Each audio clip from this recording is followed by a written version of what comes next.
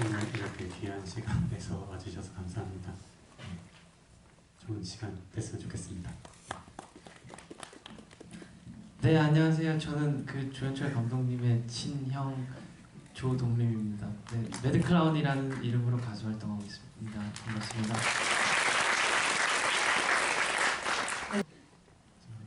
요새 너무 정신이 없어서요.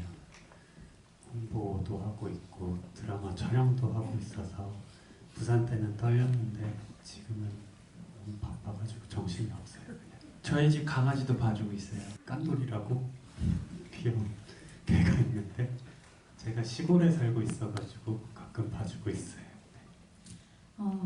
영화가 사실 이제 여러모로 되게 저는 좋게 봤고 이렇게 동생 걸 떠나서 이제 작품을 보고 나서 이렇게 좀 약간 결이 세심하고 섬세한 사람인 줄 몰랐어요, 사실. 원래는 몰랐는데. 네, 원래는 몰랐어요. 그냥 평소에는 그럴 수 있죠. 네. 평소에는 이제 제 동생이 성격이 약간 DP 보시면 계단신 있잖아요. 계단신에서 막 히히히 거리면서 막 내려오잖아요. 그게 저희 어머니와 저는 이게 딱 봤을 때 현철이구나 싶어서 막 사람들이 연기를 막 그렇게 잘한다라고 했을 때 그게 와닿지가 않았어요. 왜냐면 평소에 집에서 그러거든요. 그래서 이건 약간 사정인 것 같고, 네, 아무튼 영화를 저도 되게 좋게 봤고 동생인 걸 떠나서, 그리고 아무래도 이게 많은 사람들한테 보여줬으면 하는 바람에, 네, 그 동생이기도 하니까요. 네, 일단은 저희 영화가 꿈같이 보였으면 좋겠다는 생각이 있었고 촬영 감독님이랑 이제 회의를 하는 중에 이를테면 관객에게 직접적으로 쏟아지는 어떤 빛 같은 것들이 필요하다고 판단을 했고요. 그래서 빛이 주는 생동감을 살리기 위해서 모든 요소들이 그랬지만 특히나 빛도 그런 식으로 사용을 했던 것 같습니다. 근데 저희가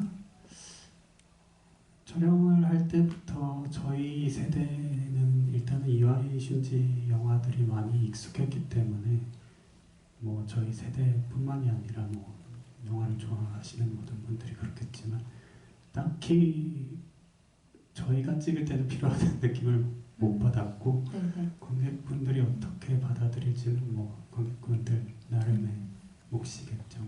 어떻게 보셨는지 궁금해요. 저도 사실 똑같은 질문을 동생한테 했었어요, 영화를 보고 나서. 그래서 이거를 좀 약간 과하게 잡은 게 의도한 거냐라고 하니까 맞다고 하더라고요. 그래서 그 이해는 제가 생각했을 때는 이제 감독님 말씀하셨듯이 이제 좀 약간 판타지적인 환상적인 동화적인 혹은 그런 부분들을 의도한 것과 플러스로 제가 거기서 더 느꼈던 거는 이제 어떤 계절적으로 이제 어떤 약간 여름의 느낌, 그리고 그때의 어떤 그 학생들의 풋풋함이랄까 그런 것들이 훨씬 더 좀 색감으로 인해서 더 다가왔던 것 같아요. 네. 일단 애초에 이 영화를 처음 구상했을 때부터 죽음이 실시간으로 다가오는 어떤 아이들에 대한 이야기를 하고 싶었고, 근데 그거를 어떤 스펙타클이나 구체적인 이야기나 이런 방식으로는 풀기가 싫었고요. 특히나 어떤 죽음이 일어나는 장면을 찍는 것도 그렇게 찍으면 안 된다는 생각이 있었고, 그래서 영화 전반의 어떤 징후 같은 것들 혹은 세미의 관점에서 보거나 아니면 이 일을 아는 사람들의 관점에서 보면 언뜻 보면 무의미하지만 어떤 의미를 내포하고 있는 혹은 이야기를 내포하고 있는 그런 것들을 많이 넣으려고 했던 것 같습니다. 네. 어떻게 보면 첫 장면, 그러니까 꿈을 꾸고 깨어나는 장면은 일종의 예지라거나 혹은 신탁 같은 느낌을 줘야겠다라는 많은 생각이 있었던 것 같아요. 그래서 세미가 어떤 직감적인 죽음을 느끼고 하은에게 달려가는 구조라고 생각을 했고, 근데 이건 뭐 1차원적인 이야기고요.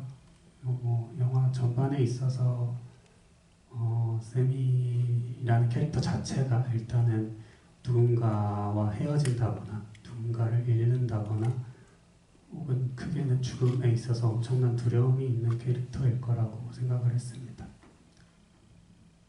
아니면 로버트 알트만의 방식들이, 특히나 로버트 알트만은 대사가 물리는, 다이얼로그가 물리게 의도적으로 그 씬을 구성하는 감독님이신데 그런 거에 많이 영향을 받았고, 그런 것들이 주는 어떤 생생함이랄지 혹은 화면 밖에서 들리는 소리 그 자체의 존재만으로도 뭔가 이 어떤 관객들을 다른 차원으로 끌어들일 수 있는, 만약 이게 현실적이지만은 않은 느낌을 주고 싶었던 것 같아요. 그래서 사운드 믹싱에 있어서 저희가 저예산 영화다 보니까 애초에 좀 많은 작업 세밀하게 하고 싶었는데 최대한 저희가 가진 한에서 좀 믹싱을 세심하게 했던 것 같습니다.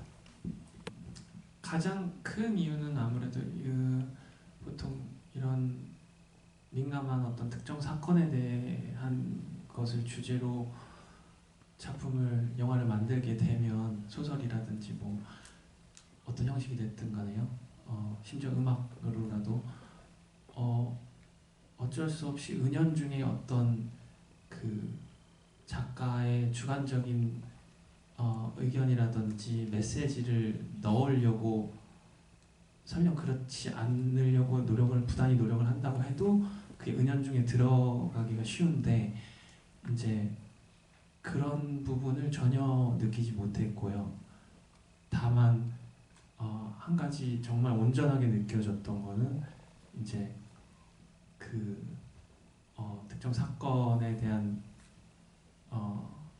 것과 상관없이 거기에 이제 말 그대로 우리 이런 아이들이 있었다, 그런 사람들이 있었다라는 거를 어떤 과장됨 없이 그냥 되게 최대한 순수하게 이렇게 보여줬다는 거, 그리고 그 과정에서 제가 느꼈던 어떤 이 동생 그 감독님의 그 사람에 대한 배려심이라든지 애정이라든지 그런 게 너무 다가와서, 솔직히 저 영화를 보면서 잘 안 우는데 이제 지금 좀 눈물이 났던 경험이 있었습니다. 일단은 그냥 고양이들을 무지하게 아끼고요, 동물들을 사랑하고 식물을 사랑하고 맨날 인스타에 이제 식물 사진 올리고 동물 사진 올리고 하거든요. 그리고 제 생각에는 제가 그 고양이보다 미친 것 같아요. 그럴 수 있죠. 네, 그건 좀 확실한 것 같아요. 그리고 엄마도 동급인가 좀 윈가 싶을 정도로 이제 고양이들 굉장히 사랑하고 동물을 사랑해요. 네, 그리고 어렸을 때부터 좀 그런 게 있었던 것 같아요. 저희가 강아지들을 많이 키웠었거든요. 산속에 살면서. 그래서 그때부터 좀 어떻게 보면 좀 제 동생이지만 좀 순수한 면이 굉장히 내면에 좀 많이 자리 잡고 있다고 해야 되나? 뭐 우리 모두 다 그렇겠지만 네, 동생 좀 특히 더 그런 것 같아요. 이런 자리에서 제 얘기를 이렇게 하면 너무 힘드네요. 뭐 제가 뭐 변명을 해야 될 것 같은데 덧붙이면 더 이상해질 것 같아서 그냥 여기까지 하겠습니다. 네, 제가 일단 천성이 인간을 그렇게 별로 안 좋아하고요. 인간 혐오가 너무 심해서 좀 힘든데, 뭐 이 말은 근데 제가 인간을 싫어한다는 말은 또 한편으로는 인간을 엄청나게 애정하고 있다는 뜻이기도 하거든요. 근데 인간의 어떤 면면들, 특히나 그 분류에는 저 또한 포함되니까 이거 일종의 자기 혐오인데, 그런 면면들 때문에 인간이 너무 싫은 와중에 이제 조금은 인간종의 관점에서 벗어난 어떤 시각들, 새로운 이야기들을 하고 싶었던 것 같아요. 네, 인간뿐만이 아니라 너무 인간 얘기가 많잖아요. 일종의 자의식 과잉 상태가 아닌가 싶어서 네, 좀 이 인간의 오만함에서 조금 벗어난 삶을 살고 싶기도 하고 그런 영화를 찍고 싶기도 하고 그렇다고 해서 제가 뭐 막 대단한 활동가나 비거는 또 아니고요. 그러고 싶어하는 사람입니다. 근데 저도 근데 영화를 통해서 그러니까 그 동생에 대해서 이게 신기한 말이긴 한데 좀 뭔가 많이 알게 됐다고 해야 되나? 약간 그런 느낌을 좀 받았어요. 그리고 되게 신기한 경험이었는데 저희가 막 그렇게 막 대화를 자주 하고 그런 편은 아니거든요. 근데 이제 뭐랄까 뭐 되게 신기한 경험이었어요. 뭔가 사람에 대한 거를 이제 어떤 느낌을 받았다는 게 작품을 통해서. 네? 어떻게 생각하세요? 저희 친해요? 네네네. 얼굴 만져. 네네네. 넘어가시죠. 세미와 하은이가 처음 프레임에 잡히는 장면이 제 기억이 맞다면 병원 맞죠? 사진을 찍는 세미가 잠들어 있는 왜? 그 장면 제가 찍은 지 오래됐죠. 그 장면은 일단은 애초에 이 이야기를 누군가의 꿈이라고 생각했고 특히나 하은이의 꿈이라고 생각하고 썼기 때문에 하은이가 잠들어 있는 상태에서 세미가 들어온다라는 어떤 구조적인 그런 논리가 있었고요. 그리고 사실 그 장면에 대해서 그러니까 세미와 하은이를 어떻게 처음 만나게 할까에 대해서 좀 고민이 많았고 그 부분은 촬영 직전까지도 좀 수정이 많았던 것 같아요.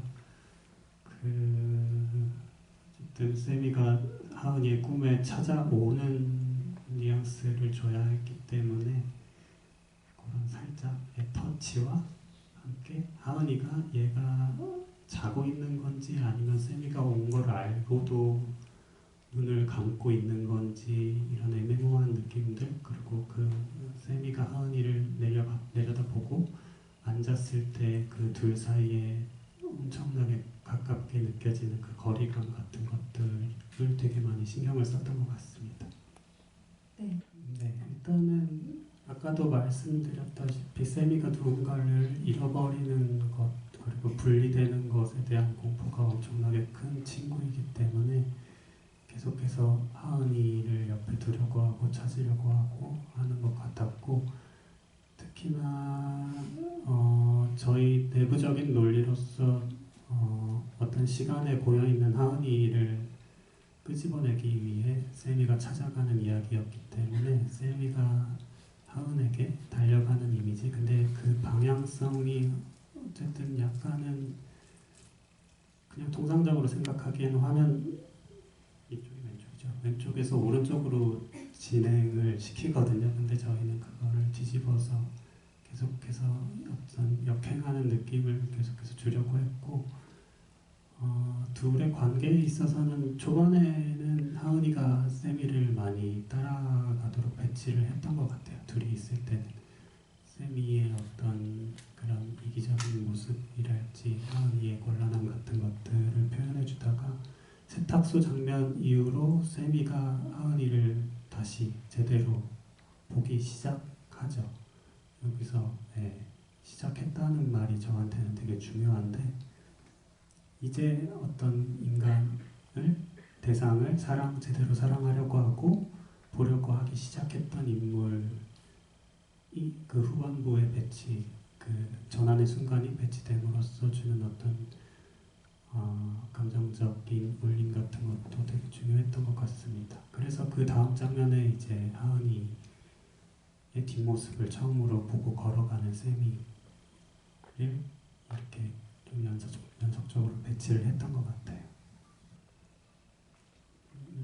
제가 이 영화 때문에 입시학원 취재를 나갔을 때의 학생들 이름이었고 두 학생이 주는 뉘앙스 캐릭터 같은 게 좋았던 것 같아요. 그리고 특히나 그 이름에서 오는 캐릭터성 같은 것들이 이렇게 어떤 시나리오 작업을 할 때 착 붙는 느낌이 있었던 것 같습니다. 그 중에 한 친구가 이제 앵무새한테 사랑해라는 말을 가르친다는 에피소드가 있었어요. 그게 네, 양해를 구하고 그대로 가져왔죠. 되게 일종의 채집 같은 거. 일단 세민이는 너무나 실수를 많이 하고 이기적이고 짜증도 많고 부족한 점이 많은 캐릭터라고 생각했고 근데 기본적으로 이 사람이 가진 사랑의 크기가 엄청나게 큰 캐릭터라고 생각을 했던 것 같아요. 예를 들어서 개를 구하게 되는 것이 저는 일종의 큰 사랑이 이 캐릭터 안에 내재되어 있기 때문에 그런 행동에까지 이르게 되는 거라고 생각을 하기 때문에 그런 캐릭터가 맞는 어떤 전환 같은 것들이 있어야겠다라고 생각했고 그리고 사실은 세미가 초반에 하은을 대하는 방식들은 저희가 통상적으로 생각하는 어떤 연애의 감정 잠깐 들뜨고 설레고 소유하고 싶고 집착하게 되고 이런 감정과 비슷하다면 꿈 장면이 떠오른 이후로 그리고 하은이를 제대로 다시 보기 시작한 이후로 느끼게 되는 세미의 사랑은 조금은 관점이 다른 조금은 더 넓은 의미의 사랑일 거라고 생각을 했었던 것 같습니다. 네. 저희 영화에 배치된 어떤 사물이나 동물 같은 것들은 물론 그 자체로 어떤 상징이나 메타포가 있기도 하지만 그보다는 조금은 다른 방식으로 이 것들을 느끼셨으면 좋겠다는 생각이 든 게 저는 하나하나 그 안에 어떤 이야기가 깃들어 있다라고 생각을 하고 배치를 했거든요. 예를 들면은 거울 같은 경우 특히나 아이들이 장난치는 공원 정자의 거울 같은 경우에는 거울이 어쨌든 간에 어떤 상이 맺혔다가 사라지잖아요. 그런 느낌 같은 것들이 있었고 그 거울이 사실은 그 단원고 주변의 조그마한 정자에서 가져온 거거든요. 그렇다는 말은 그 거울에 어떤 세월호에 탔던 학생들의 상이 맺혔다가 사라지기도 했었을 것이다 라는 생각이 있었고요. 그리고 사과 같은 경우에도 그냥 어떤 상징으로 읽히기보다는 그 사과는 갈변이 쉽게 되잖아요. 근데 제가 의도적으로 미술 감독님한테 갈변 되기 전에 사과를 좀 가져다 달라고 했거든요. 배워본 자리가. 그 말은 이제 내가 그리워하고 내가 보고 싶고 내가 사랑하는 사람이 방금 전까지 여기 있었다라는 이야기가 되기도 하기 때문에 그런 것들을 좀 세심히 좀 배치를 했던 것 같아요. 그리고 그 지점토 세미가 새를 묻어주면서 옮겨 담는 그 지점토 같은 경우에도 그 하나하나에 어떻게 생각해보면 아이들의 그걸 만들 때 감정이랄지 그 순간에 어떤 온기 같은 게 남아있을 거라고 생각했고 그거 하나하나가 전부 다 다르거든요.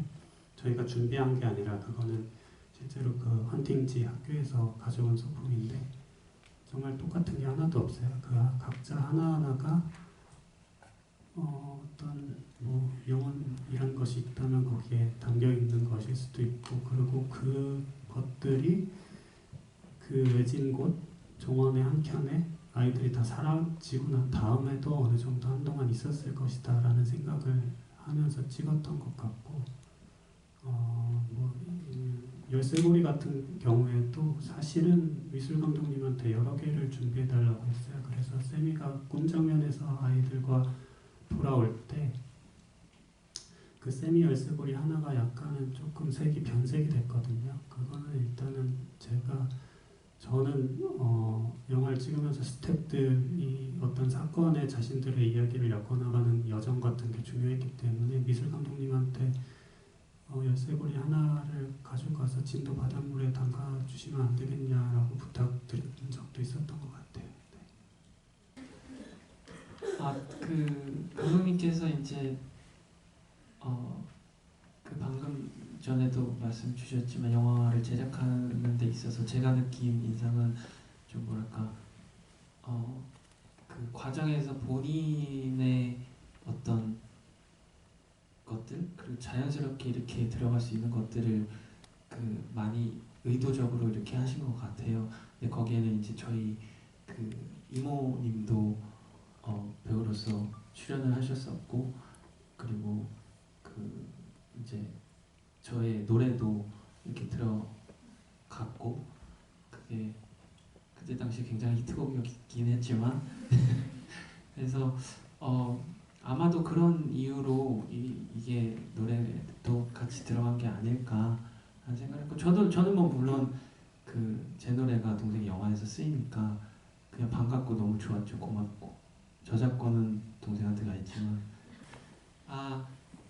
제작비 때문에 착해 빠져서 넣은 거예요? 네. 다른 곡을 쓰면 제작 모르는데 여건상 그렇게 하는 게 맞고, 근데 저희 이모 같은 경우에 실제로 그 서독에서 오래 일하신 간호사였거든요. 그래서 저희 가족들을 아플 때 특히나 돌아가시기 직전에 분들도 많이 돌보셨고, 근데 그런 이모가 의사 가운을 입고 저기서 저렇게 연기를 해보는 거를 보고 싶었던 것 같아요. 그래서 그거는 그런 과정이 맞는데 나의 노래에 관한 건 되게 나의 오해였구나. 접근이 쉬웠기 때문에 접근이 쉬워. 제 동생은 저의 그 동료 래퍼들은 팔로우 하는데 인스타그램으로 저는 팔로우를 안 해주고 아니 이제 둘이 원룸에 같이 살 때 네. 혼자 새벽까지 이제 헤드폰을 썼으니까 비트는 안 들린 상태에서 혼자 이렇게 육성만 나오는 그런 랩을 너무 많이 들었어가지고 제게 어떤 트라우마로 느껴졌어요. 이해돼요. 원룸이었으니까 이해돼요. 네, 네. 제가 심지어 목소리 톤이 굉장히 높거든요. 랩할 때. 그래서 아마 힘들었을 거예요. 비슷한 별명이 없어요.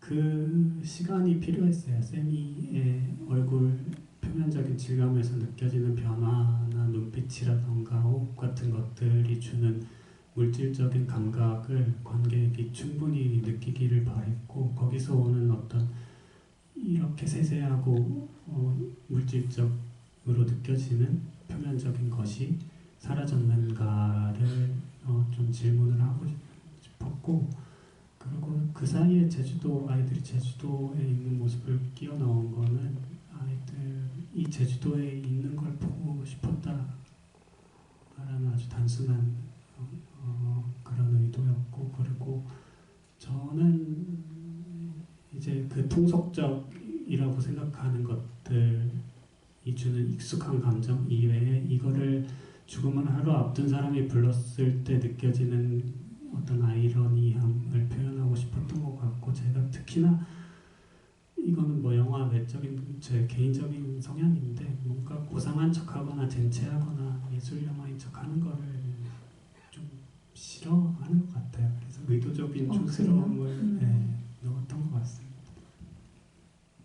네, 이거를 시나리오를 쓴 게 2016년이었는데 세월호로부터 2년이 지난 시점에 제가 이거를 수학여행 전날 어떤 아이들의 하루를 그린 영화야라고 하면 사람들이 대번에 알았죠. 이게 세월호 영화의 어떤 그런 메타포를 담고 있다는 걸 알았고, 그래서 한동안 제가 이거를 당연히 사람들이 처음부터 그냥 알 거라고 생각을 했었던 것 같아요. 근데 이게 시간이 길어지고 작업하는 기간이 길어지면서 사람들이 이걸 모르더라고요. 그래서 그 수위 같은 것을 조절하는 게 끝까지 좀 힘들었던 것 같고, 특히나 후반 작업에서도 그 라디오 소리를 넣을까 말까에 대해서 되게 고민이 많았었던 것 같아요.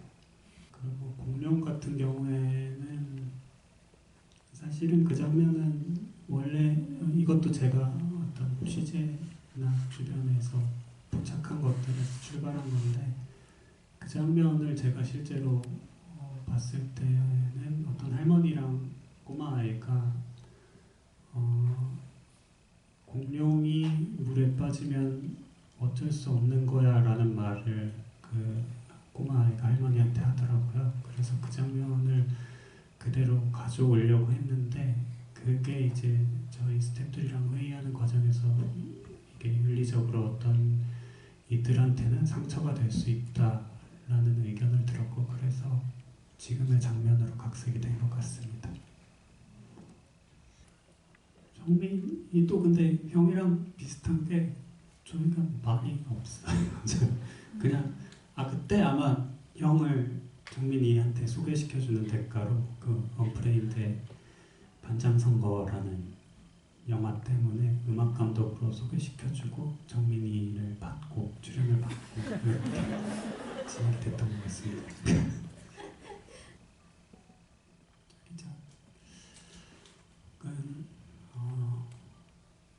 자기작 뭐 생각하고 있는 것은 있긴 한데 모르겠어요. 산업이 워낙에 위축되고 있고 지금 되게 안 좋은 상황이거든요. 어떤 새로운 이야기가 나오기가 불가능하다고 보면 되는 것 같아요. 특히나 그 키를 쥐고 있는 사람들의 면면이 뭐 극장값이 올라서 그렇다, 뭐 이런 코로나 때문이다, 뭐 이런 몇몇 이야기들이 많은데 근본적으로 어떤 새로운 이야기, 변화된 현실에 발맞출 수 있는 새로운 이야기를 발견할 수 있는 사람들이랄지 거의 없습니다. 네, 투자도 다 얼어붙었고요. 그래서 그냥 저는 조용히 살면서 다음에 뭐 영화가 아니더라도 어떤 소소한 것들을 이야기해야겠다라고 생각하고 있어요. 저는 동생이 만약에 그러니까 예를 들어 소위 말해 잘 된다라고 하면은 배우로서보다 감독으로서 훨씬 더 가능성이 있다라고 생각을 해왔고, 네, 그래서 처음에 이제 배우로서 이제 막 TV에서 막 주목받고 그 전에도 뭐 활동이 있었지만 그랬을 때 되게 놀라웠거든요. 그리고 지금 근데 이제 영화 작품 한 거 이제 곧 개봉하고 그러면서 솔직히 이제 기대가 많이 되기도 하고 잘 됐으면 좋겠고, 그리고 지금 다소 약간 자조적인 그 뉘앙스로 이제 잘 모르겠다라고 했는데, 네, 다음 작품을 저는 되게 사실 솔직히 형으로서가 아니라 가족으로서가 아니라 되게 기대하고 있거든요. 그리고 제가 그냥 느끼는, 제가 봐온 동생으로서는 단순히 이제 어떤 그냥 마냥 되게 좀 현학적인 그런 그 작품만을 내는 그냥 예술 감독 그런 느낌이 아니라 우리 그런 것들을 뭔가 좀 대중적으로도 친숙하게 동시에 잘 풀 수 있는 그런 역량이 충분히 있는 사람이라서 되게 민망해하는데 지금, 네. 그래서 그냥 개인적으로 짧게 정리하면 기대를 많이 하고 있고, 네, 뭐가 됐던 작품 활동 계속 더 해줬으면 좋겠어요.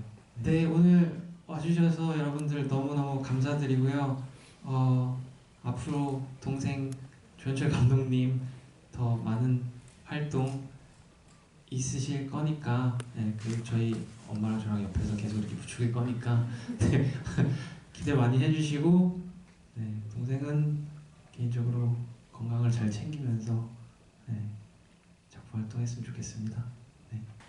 이렇게 긴 시간 얘기 들어주셔서 감사하고요. 날이 많이 추워졌는데 건강 잘 챙기시길 바라겠습니다. 감사합니다.